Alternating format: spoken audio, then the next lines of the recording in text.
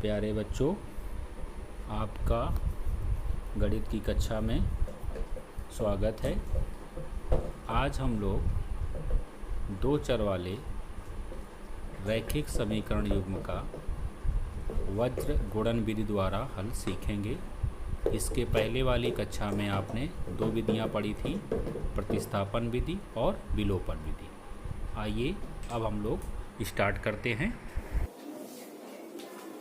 बच्चों, आज हम लोग शुरू करते हैं वज्र गुणन विधि द्वारा समीकरणों का हल। इसके पहले हम लोग प्रतिस्थापन विधि और विलोपन विधि के बारे में जान चुके हैं, तो वही दो समीकरण हम लोग यहाँ पर भी ले लेते हैं। a1x plus b1y plus c1 is equal to 0 और दूसरा समीकरण हमने ले लिया a2x plus b2y plus c2 is equal to 0। General समीकरण लेकर के इसको हल करने का प्रयास करते हैं, वो भी विलोपन विधि द्वारा। विलोपन विधि में हम लोग क्या करते थे, इनके गुणांक बराबर करते थे किसी भी एक चर के। चाहे तो x के गुणांक बराबर करें तो y का मान निकलेगा और y के गुणांक बराबर करेंगे तो x का मान निकलेगा। तो यहाँ हम x को विलोप करेंगे और y का मान निकालेंगे। तो लिख देंगे समीकरण नंबर 1 में अगर हमें इनके गुणांक बराबर करने तो 1 में हमें a2 से गुणा करना होगा, a2 का एवं समीकरण नंबर 2 में a1 का गुणा करने पर,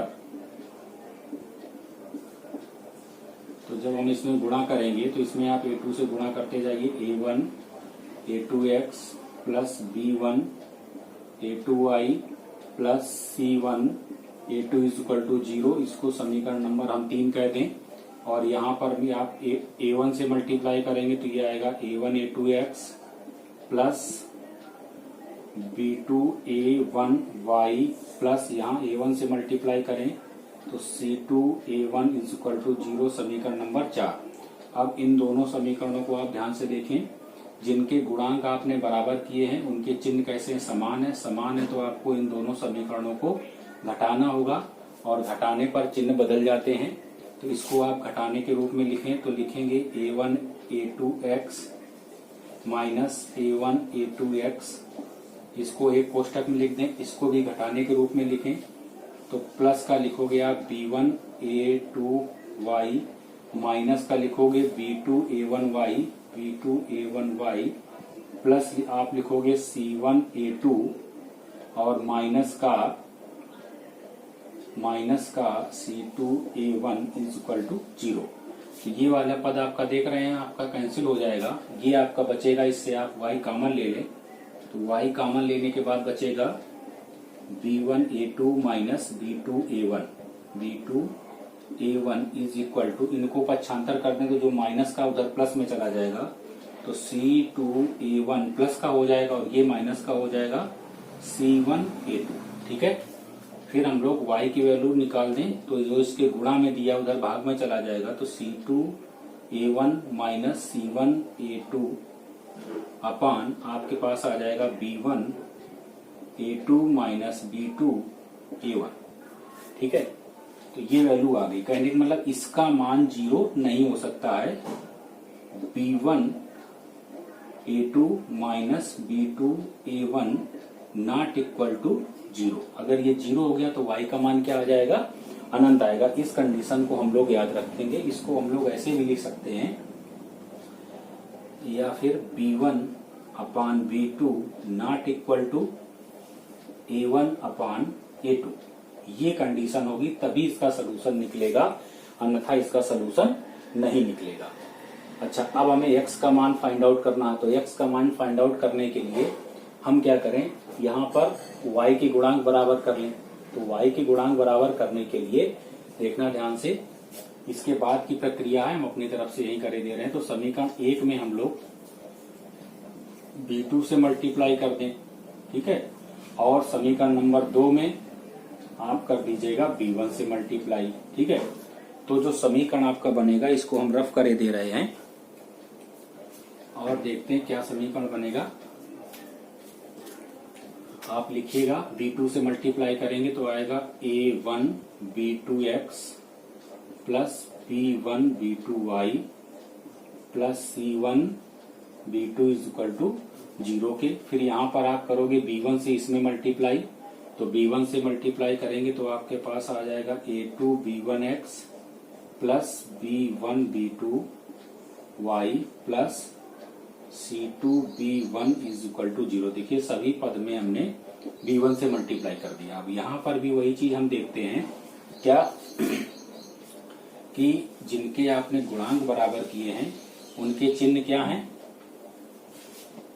उनके चिन्ह समान है। समान चिन्ह है तो हमें घटाना पड़ेगा, ये माइनस हो जाएगा, ये माइनस होगा और ये माइनस होगा। ठीक है, इसको हम घटा देंगे। घटाने पर इसको घटाने के रूप में आप लिखेंगे तो आएगा A1 B2x minus A2 B1x plus, चाहो तो इसको काट दो, चाहो तो आप एक बार लिख दो B1 B2y minus B1 B2y और प्लस आ जाएगा C1 B2 minus C2 B1 is equal to 0। ये इससे क्या हो जाएगा, कट जाएगा।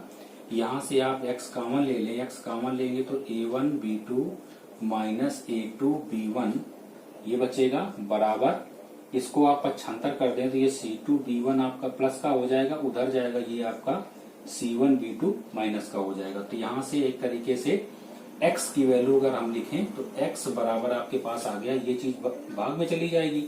ये आपका लिखा है C2 B1 minus C1 B2 अपान A1 B2 minus A2 B1। ये x की वैल्यू आ गई और ये किसकी वैल्यू आ गई, y की वैल्यू आ गई। अब इन x और y में देखें, जो डिनोमिनेटर में लिखा है माने इसके हर में लिखा है वो दोनों समान राशियां लिखी हैं। वो कैसे, यहाँ देखो लिखा है A1 B2 minus A2 B1। चाहो तो यहाँ से एक माइनस कॉमन लेकर के इसको थोड़ा और सॉल्व कर देते हैं। तो ये आपके पास एक माइनस कॉमन लिया आपने तो ये आपके पास आ जाएगा C1 B2 minus C2 B1। ऊपर से हमने माइनस लिया, यहाँ से भी एक माइनस ले लें तो ये आ जाएगा A2 B1 minus A1 B2। तो अब आप देख रहे हैं ये और ये दोनों क्या है, समान। ये माइनस माइनस क्या हो जाएगा, कट जाएगा। तब हम कह सकते हैं कि इसकी वैल्यू जो होगी वो कभी माइनस बराबर 0 के नहीं होगी। कहने का मतलब जो पहली कंडीशन हुआ करती थी कि दो चर रैखिक अगर समीकरण हैं तो उनका हल कब होगा, जब A1 upon A2 not equal to B1 upon B2 के होगा। तो इतनी बात समझ में आ गई है। अच्छा, दूसरी बात, इसको इतना लंबा प्रोसेस हमें करने की जरूरत क्या है, तो हम इसको थोड़ा शार्ट में करने का प्रयास करते हैं। तो इसको अब देखें हम लोग शार्ट में कैसे करेंगे। इतनी बात समझ ली होगी आपने। तो मान लो हमें ये दो समीकरण दिए हैं और इनका हमें बीजगुणन विधि द्वारा हल करना है। तो इसको हम लिखेंगे x, y और 1।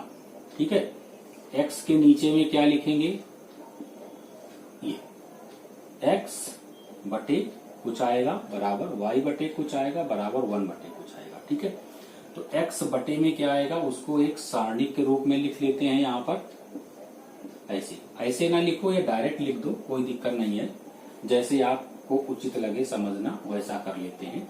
तो x को हम बंद कर लें, फिर y का और कांस्टेंट के जो गुणांक है उनको यहाँ लिख दें। तो देखो B1 है और B2 है, इसके बाद C1 है और C2 है। फिर y को हमने बंद किया, इसको उसी क्रम में लिख दें C1 C2 और A1 A2।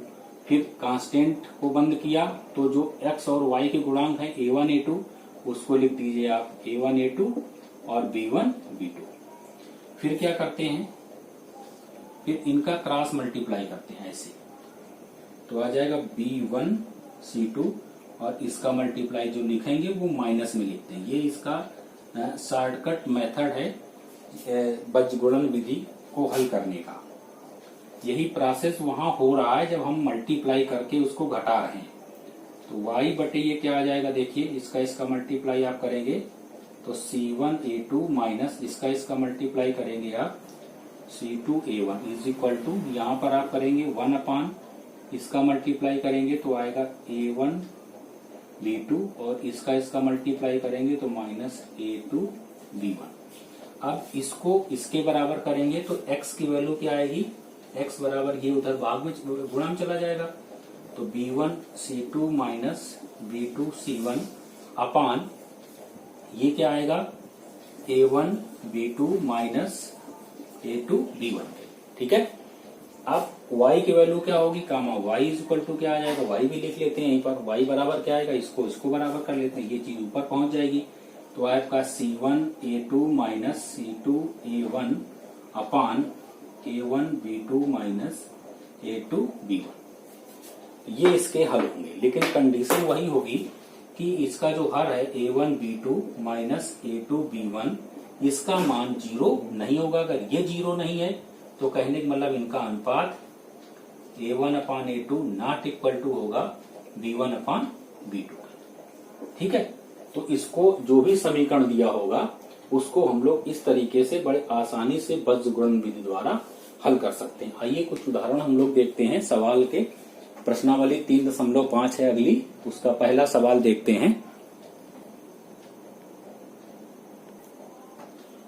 देखिए पहला सवाल क्या है, निम्न रैखिक समीकरणों के युग्मों में से किसका एक अद्वितीय हल है। अद्वितीय हल है माने कोई A1 upon A2 not equal to B1 upon B2 वाली कंडीशन सेटिस्फाइड होनी चाहिए, जिसका कोई हल नहीं है। कोई हल नहीं का मतलब क्या है, A1 upon A2 equal B1 upon B2, ठीक है, और not equal to C1 upon C2। या किसके अपरिमित हल है। अपरिमित हल में क्या कंडीशन थी आपकी, A1 upon A2 equal to B1 upon B2 equal to C1 upon C2। तो उस कंडीशन पर आपके अपरिमित रूप से अनेक हल हुआ करते थे। अद्वितीय हल की स्थिति में जब अद्वितीय हल हो, अद्वितीय हल मतलब A1 upon A2 not equal to B1 upon B2 की स्थिति बने, उसे बीजगणित विधि से आपको क्या करना है, हल करना है। ठीक है, तो पहला सवाल दिया है, दूसरा है, तीसरा है, चौथा है, बारी बारी से इनको हम लोग करते हैं। तो पहला सवाल हम लोग देखते हैं। तो आइए देखें, पहला सवाल है x माइनस 3y माइनस 3 बराबर 0 और 3x माइनस 9y माइनस 2 बराबर 0। तो इनके अनुपात को आप एक बार चेक कर लेते हैं। A1 अपान A2 निकालेंगे तो A1 अपान A2 x के गुणांक माने 1/3 आएगा। दूसरा आपने चेक किया B1 अपान B2 को, तो ये आपके पास आ जाएगा -3 अपान -9 के, माइनस माइनस कट जाएगा, बराबर आ जाएगा 1/3 के।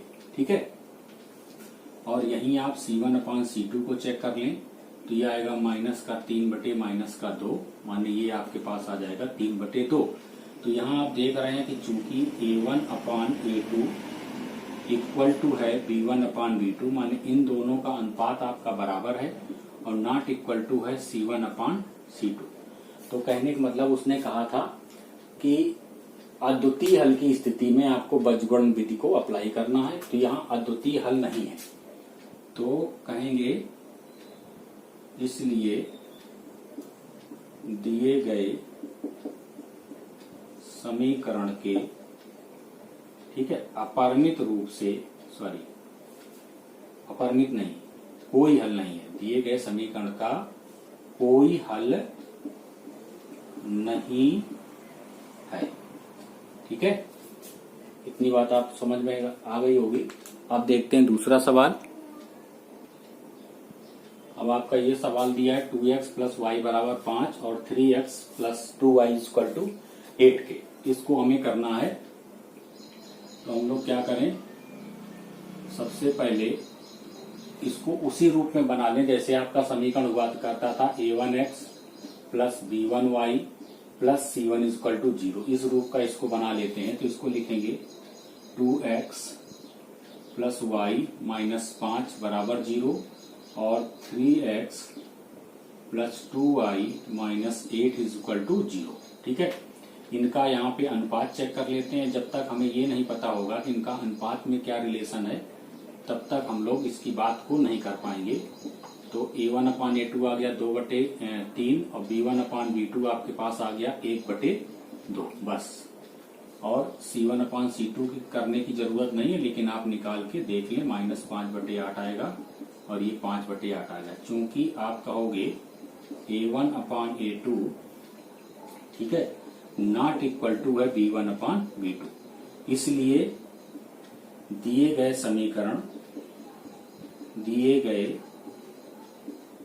समीकरणों का एक अद्वितीय हल होगा, कि ये अद्वितीय हल की कंडीशन को सेटिस्फाइड कर रहा है, अद्वितीय हल है। ठीक है, अब कह रहा था कि अगर अद्वितीय हल है तो इसका हल जो निकालना है आपको, वो आपको वज्र गुणन विधि द्वारा निकालना है। तो वज्र गुणन विधि आपसे कहती है x बटे जो लिखना है वो क्या लिखना है, देखना ध्यान से।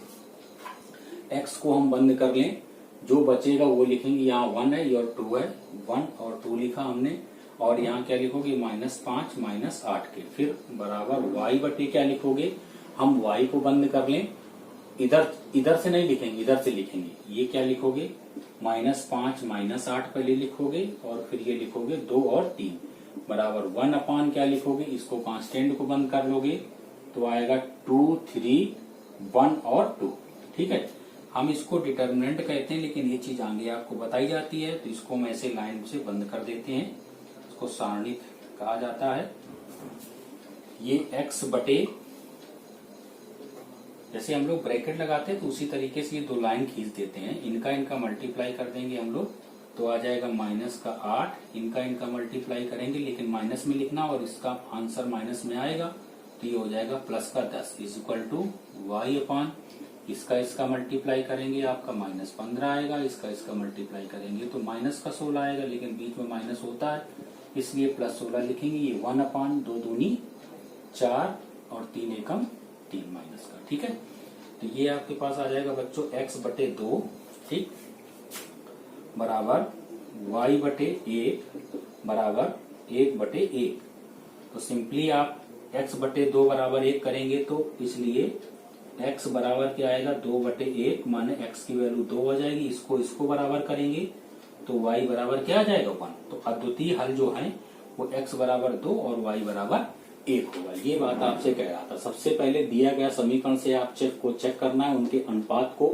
कि उनके अनुपात के बारे में कौन सी कंडीशन सेटिस्फाइड हो रही। अगर ये है तो एक अद्वितीय हल होगा, तब आप आगे बढ़ेंगे, अन्यथा यही रुक जाएंगे। अगर ये बराबर आ जाता तो इसका मतलब इसका कोई हल नहीं है, और इसका अनुपात भी बराबर होता तो अपरिमित रूप से अनेक हो जाते। तो इसको अद्वितीय हल को वज्र गुणन विधि द्वारा निकालना था, तो वो वज्र गुणन विधि ये थी।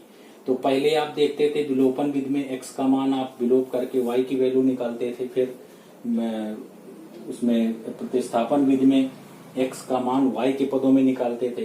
तो उससे बेहतर है ये आपकी विधि, बहुत इजी वे में हो जाती है। तो नेक्स्ट सवाल इसका देखते हैं। देखिए अगला सवाल है, कह रहा a और b के किन मानों के लिए निम्नलिखित रैखिक समीकरणों के युग्म के अपरिमित रूप से अनेक हल होंगे। x के मान निकालने हैं और अनेक हल होंगे किनके लिए, a और b के मानों के लिए। तो इसको करने का प्रयास करते हैं हम लोग। ये जो आपके पास समीकरण दिया था 2x + 3y = 7 और a - b × x + a + b × y बराबर 3a + b - 2k।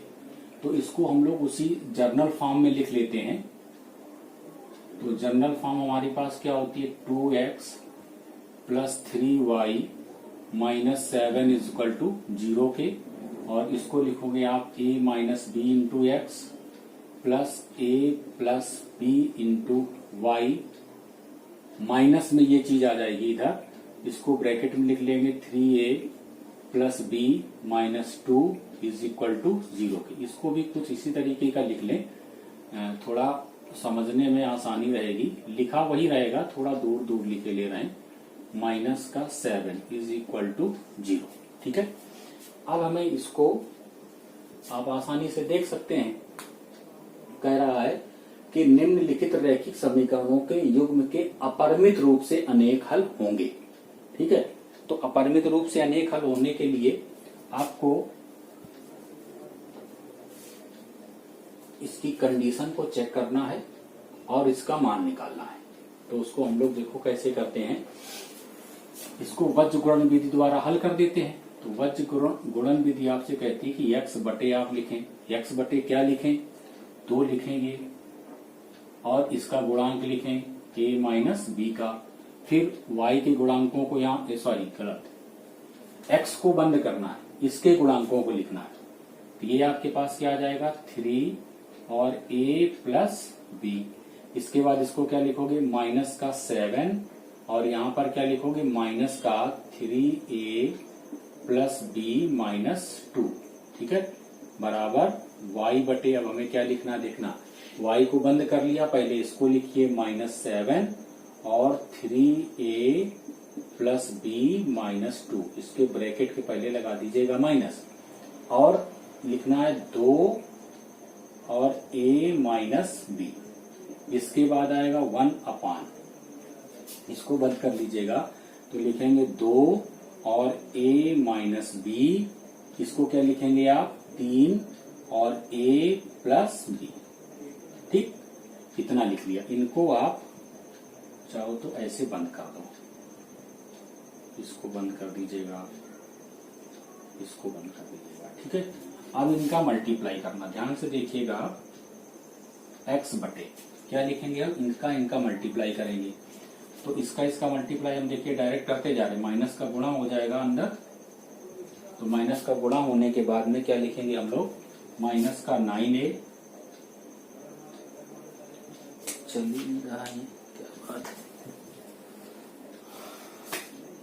ये आपके पास आ जाएगा माइनस का 9a, फिर इसका मल्टीप्लाई करेंगे माइनस का 3b, फिर माइनस इसका 3 का -2 के माइनस माइनस ये प्लस होगा, 3 दूनी 6 हो जाएगा। ठीक है, ये तो एक ब्रैकेट में आ गया।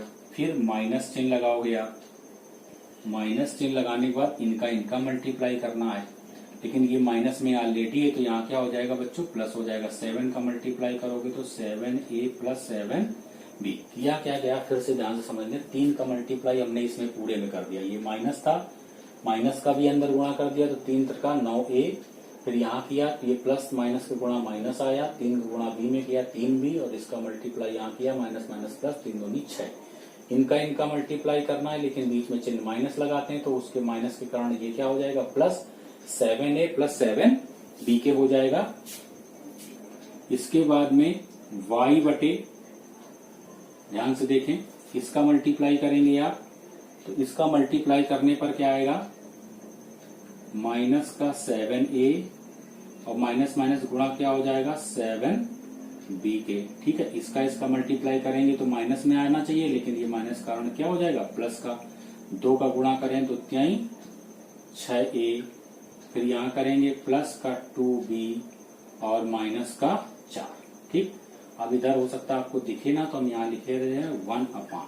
ठीक, क्या आएगा, इनका मल्टीप्लाई करें आप 2a प्लस 2b, फिर माइनस के साथ इसका मल्टीप्लाई करेंगे तो 3a और ये माइनस माइनस प्लस हो जाएगा 3b। इतनी बात समझौता समझ में आ गई होगी। तो x बटे, अब आप इसको हल कर लें, देखें क्या होगा।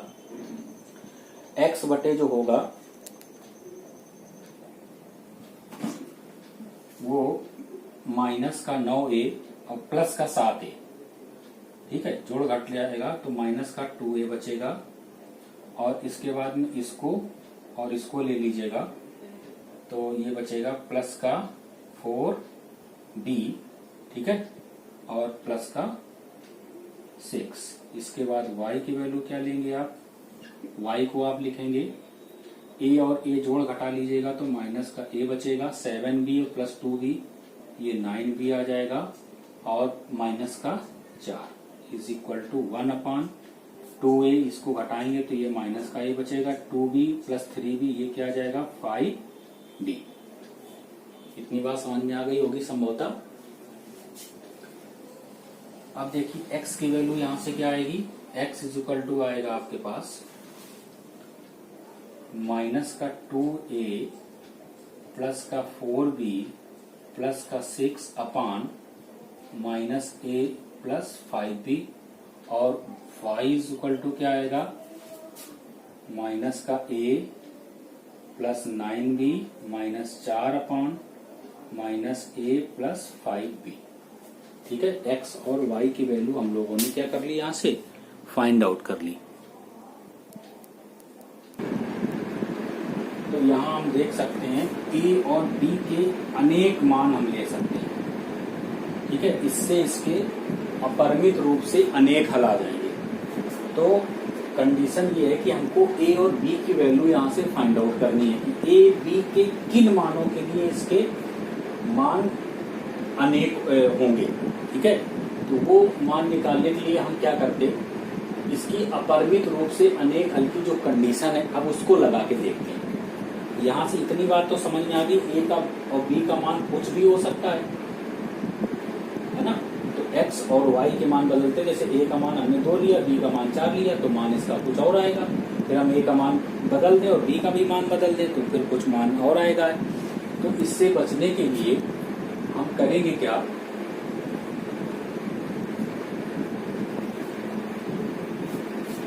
इसकी कंडीशंस को फॉलो करते हैं। कंडीशंस क्या होगी, a1 अपान a2 आप अनुपात निकालें तो आएगा 2 अपान a माइनस बी, और b1 अपान b2 निकाल लें तो आएगा 3 अपान a प्लस बी, और इसके बाद c1 अपान c2 निकाल दें तो ये आपके पास आ जाएगा 7 upon 3a plus b minus 2।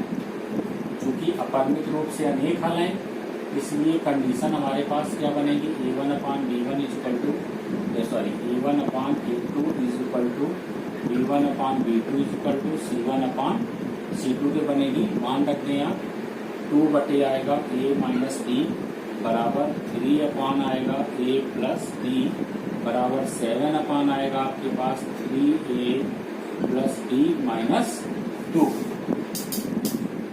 ठीक है, अब 2 को लेकर के इसको हल करें। इसको आपने लिया 2 upon a minus b is equal to 7 upon 3a plus b minus 2, cross multiply कर दें तो आएगा 7a माइनस 7b, 7 का मल्टीप्लाई किया इज इक्वल टू 2 का 2 3 जा 6a प्लस 2b माइनस 4, इसको इधर पक्षांतर कर लिया है तो 7a माइनस 6a माइनस का 7b माइनस का 2b प्लस का 4 इज इक्वल टू 0। इसको घटाएंगे आप तो बचेगा a और ये बचेगा 9b plus 4 is equal to 0। इसको आप समीकरण नंबर आप 3 कह लीजिएगा। अब हम इसको और इसको लेकर के बात करते हैं तो 3 अपान आएगा a plus b is equal to 7 upon 3a plus b minus 2 के क्रॉस मल्टीप्लाई करेंगे तो आएगा 7a plus 7b is equal to 3 का 9a प्लस 3b माइनस 6 के। ठीक है, इसको आप इधर ट्रांसफर कर ले आए तो 7a minus 9a plus 7b minus 3b plus का 6 इज इक्वल टू 0। ये प्लस हो जाएगा, इधर जाएगा, इसको घटाएंगे तो आएगा 2a और प्लस का 4b प्लस का 6 इज इक्वल टू 0। ये समीकरण नंबर क्या हो गया, 4 हो गया। अब इनको 3 और 4 को हमें हल करना है तो ये हम रफ करे दे रहे हैं। समीकरण 3 और 4 को आप देखें, ये 3 है और ये 4 है। इनको कैसे भी आप हल कर दो, चाहे आप विलोपन विधि से हल कर दो, चाहे आप तभी a और b का मान निकलेगा। जैसे x और y में समीकरण हुआ करते तो वैसे ही ये समीकरण आपके पास a और b में है। पहला समीकरण यहाँ पर बना है a minus 9b plus 4 is equal to 0, ये समीकरण नंबर 3 है। और चौथा समीकरण क्या है, 2a plus 4b plus 6 is equal to 0 के। इस समीकरण को थोड़ा अगर हल कर लेते तो हमारी बात बन जाती। जैसे इसको -2 से हम भाग देते हैं तो बचेगा a माइनस का 2b और माइनस का 3 इज इक्वल टू 0। इसको समीकरण 4 कह दो और यहाँ पर बदल दीजिएगा a, इसको समीकरण बदल दे रहे हैं, ये आपके पास आ जाएगा a minus 2b minus 3 is equal to 0। ये समीकरण नंबर 4। अब इन 3 और 4 को आप हल कर दीजिएगा। 3 और 4 को हल करने के लिए आप देखें गुणांक आपको बराबर दिख रहे हैं तो जब गुणांक बराबर हैं तो इनको घटा देते, ये माइनस, ये प्लस और ये प्लस, ये इससे कट जाएगा, ये जुड़ जाएंगे तो यहाँ पर बचेगा माइनस का 7b और प्लस का ये हो जाएगा 7 इज इक्वल टू 0। तो -7b इज इक्वल टू -7, माने b इज इक्वल टू -7 बटे -7, माइनस माइनस कट जाएगा, b इज इक्वल टू आ गया 1। ठीक है, b बराबर हमने क्या ले लिया, b बराबर क्या निकाल लिया, 1 निकाल लिया। और b का मान किसी भी आप समीकरण रख दें, समीकरण नंबर 3 में रखने पर समीकरण 3 हमारे पास क्या है, समीकरण 3 आपके पास था a minus 9b plus 4 is equal to 0। तो a माइनस 9 इंटू बी का मान 1 प्लस 4 इज इक्वल टू 0। तो आपके पास आ जाएगा a इज इक्वल टू 9 एकम 9, है ना, बचेगा यहाँ पर -5, माने a बराबर कितना आ गया 5। तो a बराबर 5 और b बराबर 1 के लिए दिए गए समीकरणों के अपरिमित रूप से अनेक हल होंगे। जैसा आपको हमने x और y के मान निकाल कर भी बता दिया और बाद में a और b की वैल्यू भी आपको निकाल के बता दी। तो संभवतः ये बात समझ में आई होगी, तो इसको आप आगे करिएगा। ओके।